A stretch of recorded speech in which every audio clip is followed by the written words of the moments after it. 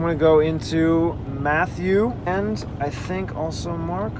Yep. And Luke. The fact that he is fulfilling that prophecy in Isaiah of being a voice in the wilderness. However, only Luke also mentions another prophecy in Isaiah, Luke 3 verse 6, all flesh shall see the salvation of God. Matthew, Mark, and Luke all immediately move from this quick introduction of John into the fact that he is, just saying it outright, not a quote of John, but just saying this is he.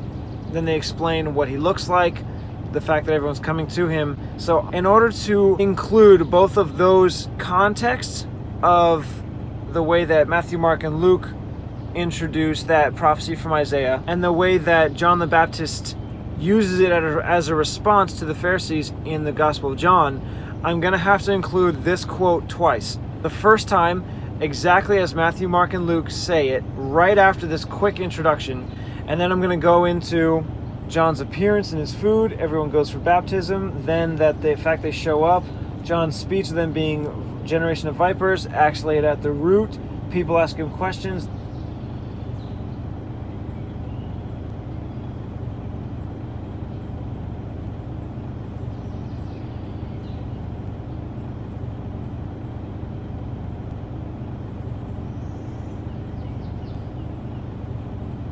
Then the scribes and Pharisees interrogate him, and as one of John the Baptist's responses is that he says himself that he is the fulfillment of this prophecy in Isaiah. So it's going to be included twice, but I think it's the best that way because it most follows with what is being done in all the Gospels.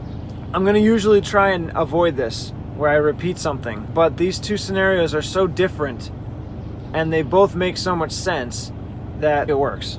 As I said, the Gospel of Luke is the only one that not only includes the prophecy from Isaiah 40 verse 3, but also Isaiah 52 verse 10.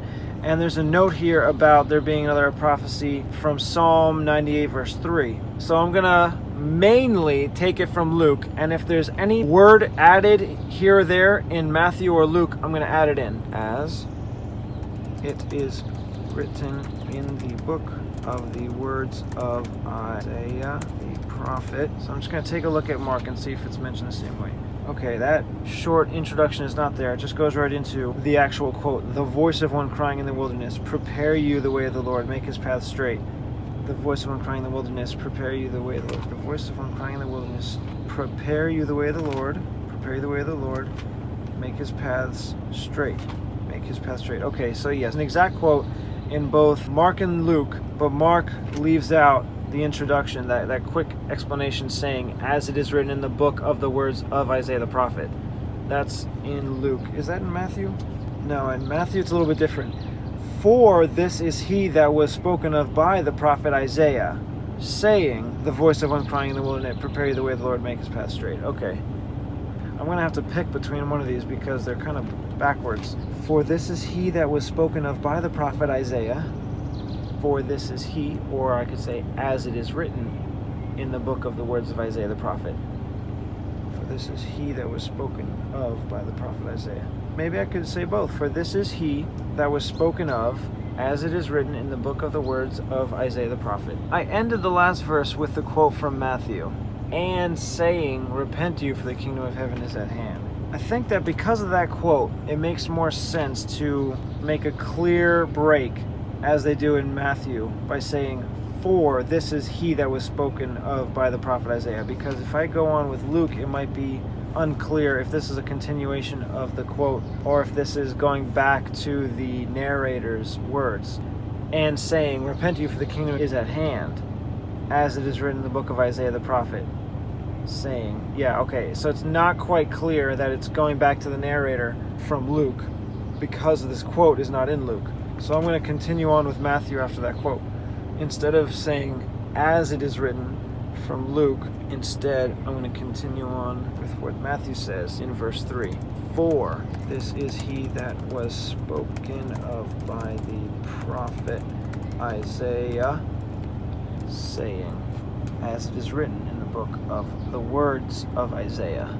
For this is he that was spoken of by the prophet Isaiah. For spoken of, as it is written. Oh, okay, there's another difference. Matthew says he was spoken of by Isaiah.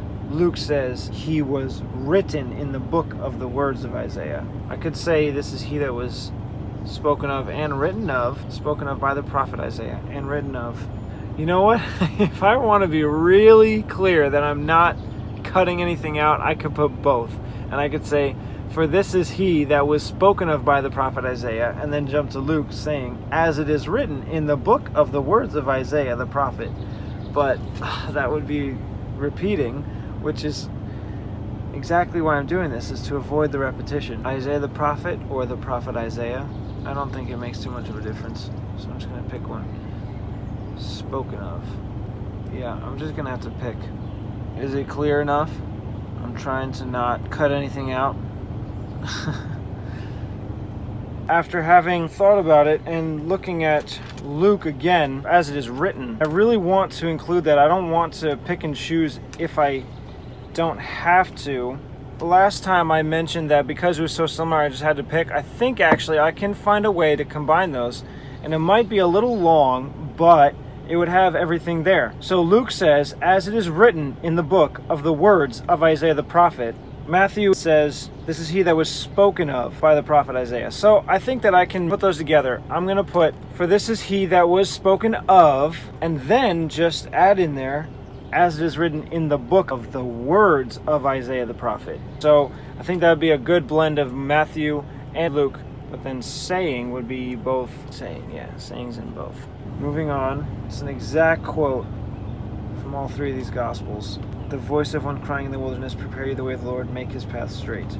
An exact quote. So what's the color if I mix red for Matthew, yellow for Luke, and black for Mark?